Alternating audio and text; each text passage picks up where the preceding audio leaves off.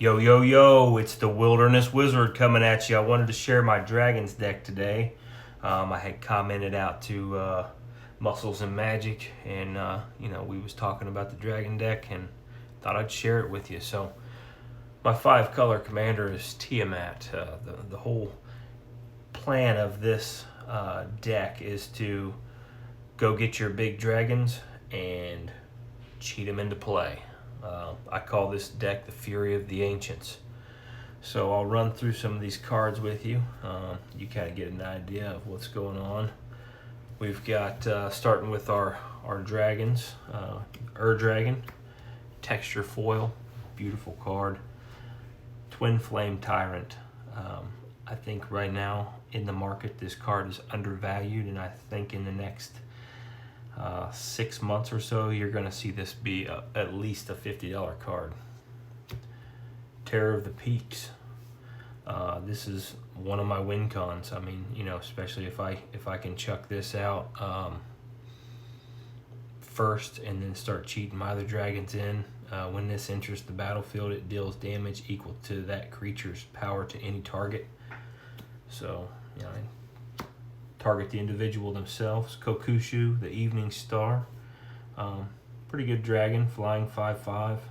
When each opponent loses 5 life, when this creature dies, I gain 5 life for each person who lost life. Balefire Dragon deals combat damage to a player, deals that much damage to each creature that player controls. That's pretty good. Scion of the Dragon. This is another one that I have plans to swap my commander out and try this. I've heard that this is really good because once you get this guy out, you pay 2. You can go get any of the dragons that you own, make a copy of it. If somebody's vulnerable, if you bring in your Ancient Copper, boom, you're rolling a D20 for some treasures. Very good card.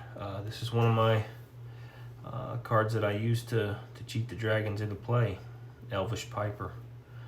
Pay 1 tap, put a creature card from your hand into play. Hellkite Tyrant. Super good card. Deals combat damage to a player. Gain control of all artifacts. That means clues, treasures, anything they got. Soul Ring. Give it to me. Give it to Daddy. Ancient Brass Dragon. Ancient Gold Dragon. I've got all the ancient dragons in here. Maniform Hellkite. Flying 4/4. When you cast a non-creature spell, create a XX red dragon illusion creature token with flying and haste, where X is the amount of mana spent to cast that spell. Then exile it at the next end step. Next end step. Two-headed Hellkite. This is just in here. It's a pretty decent card. Anytime it attacks, you draw 2, so that's just a card draw mechanic there. Rivers of the Claw helps me get dragons into play. It's actually a very good card for Dragon Commander or Dragon Tribal. There's the Ancient Copper. Just to help me once again cheat out, more dragons, rolling for those treasures. Tiamat's really good at going and getting your dragons for you. And Goldspan. That's for making those treasure tokens tap for 2. Then the Ancient Silver, another card draw, excellent dragon.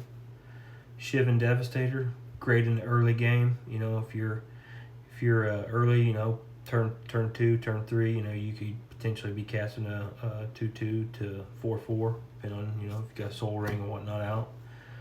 Hellkite Courser, this is great for late game. If Tiamat's been killed once or twice, it starts to get kind of expensive. Hellkite Courser helps you bring him back out, go grab you 5 more dragons. Skitherix, this is another one, 4/4, taps for or deals Infect. Morphon, spells of the chosen type cost 5 less to cast. This helps about 4 different dragons inside this deck, so very good. Terramount Valus, this gives all of my dragons double strike the turn it comes into play. It's also a win con. OG Birds, Old Gnawbone, getting more treasures. Here's one of my newer additions. I did this for the card draw mechanic on here. Whenever a source you control deals non-combat damage to opponent, you draw that many cards. Probably would go good with the Terror of the Peaks for sure. And we got the Ancient Bronze Dragon. That is all the creatures that I run in this deck. Let's go into the instants and sorceries. There's one of my big hitters is in here, so I want to share that with you guys. Got Mana Drain, counter spell, adds some mana to your mana pool. Vampiric Tutor. This is one of the cards that allows you to go get whatever in the deck that is that you need at the time. Could be a Cyclonic Rift, or maybe you need your Aristic Tutor. There's a Demonic Tutor, Aristic Study, I'm sorry. I'm sitting here looking at all these tutors and I just say what I see. Mystical Tutor, Enlightened Tutor, Hatred. This is a good one for, if you're down to you and one other person and you've got hatred in your hand and you've got even one more life than the other opponent, you can pay all of your life except for one, add that to whatever creature you're swinging with and swing for lethal. There's another card fill, another hand fill card there with Wheel of Fortune. Got Teferi's Protection, Swords to Plowshares, and here it is guys, Eureka. Both players may take any permanents in their hand, so I go get all my dragons with Tiamat, right? I use my tutors to go grab this. Both players may take any permanents in their hand and put directly into play. Players take turns playing one card from their hand until neither wants to play any more permanents. No other spells or effects of any kind may be used while Eureka is in effect. If a spell has an X in its casting cost, X is 0. So I use Tiamat, I go get all my dragons. I try to get this in my hand early. And when I cast Tiamat, boom, this baby's coming down and it's go time. Prepare for Fury of the Ancients. Lightning Bolt. I just got this one because it's got the little dragon flying. I thought that's pretty cool. This is the Japanese Crux of Fate. It says destroy all dragons or destroy all non-dragons. Great for this deck. Time Spiral. This is another way for me to basically pay nothing to refill my hand. Then Cyclonic Rift. That is my instants and sorceries. We'll run through the mana base real quick. There are 0 basic lands in here, so I've got a Reflecting Pool. Lana Danner signed that for me at MagicCon this year. It's all the shock lands, all the fetch lands. There's an Ancient Tomb, Scalding Tarn. There's a Reliquary Tower. That's for no hand size. Volros Stronghold. Very good for if something gets thrown in the graveyard that I don't necessarily want there. Bam, Volras Stronghold, bring it right back for you. City of Brass, pretty self-explanatory. Got all the duels in here. Yavimaya Hollow, this is another great one. There's no restrictions. Basically, it taps for 1 colorless. Whenever it comes into play, you can pay 1 to regenerate target creature. Only thing is you got to keep the 1 up, so just keep that in mind. Cavern of Souls. You got all the shocks, fetches here, duels. Trying to see if there's anything else in here that, okay. Got a command tower. The rest of this is should be 30 cards here. All the shocks, all the fetches, and all the duels. And that's my mana base that I run. It works pretty well, and I'll show you why. So artifacts and enchantments, right? This is my favorite, one of my favorite cards I own. This is a Soul Ring that Mark Poole did for me at SCG Con a few years ago for my Dragons deck. It's this really sweet Dragon Eye right there. Never seen another one like it, man. And Mark's a super cool dude. There's a funny story behind this. Basically, I I picked up 4 brand new Soul Rings to have Mark sign them when we got to the show.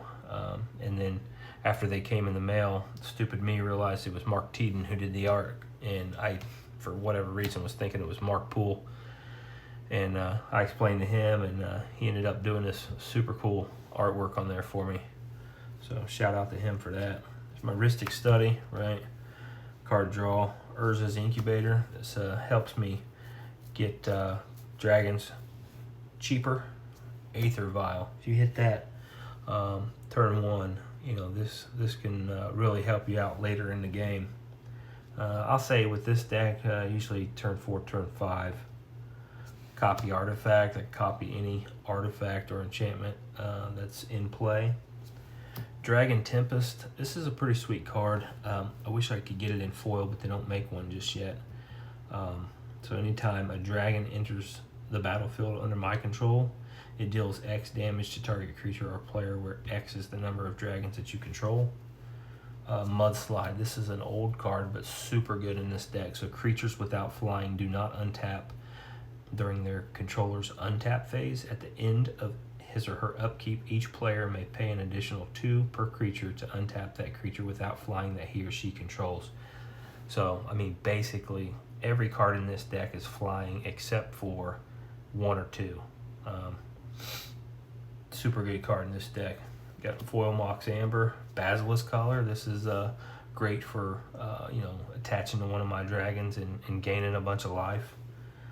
Sneak Attack, another way to cheat the dragons in. Comes out fairly early, pay 1, you know, put it into play, sacrifice it at the beginning of the next end step. Lightning Greaves to help protect my dragons. There's the One Ring, y'all know what that does. Monster Manual, this is another one. You can pay 2, tap it, put target creature from your hand onto the battlefield. Very good card. Defense of the Heart, during your upkeep, if one or more opponents controls 3 or more creatures, I may sacrifice it, search my library for up to 2 creature cards, and put those creatures into play. Another way of just getting them big boys out on the field. Full Art Great Henge, awesome card. Mox Diamond.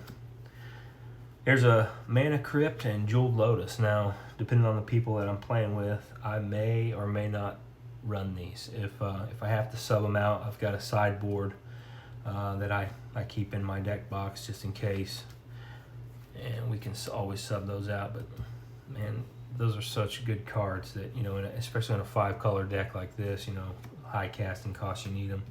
Smothering Tithe, Concordant Crossroads, all creatures give haste. So if I put this out, man, I bring in my dragons with my cheat my dragons into play. They can swing right off the bat. And Mox Opal and the Chrome Mox.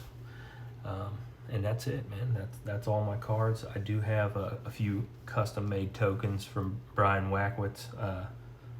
Brian's awesome, man. He's always making some cool artwork and tokens for me. Anytime I see him at the show, you know, I always try to swing by and get something off of him. He's just really, really good dude.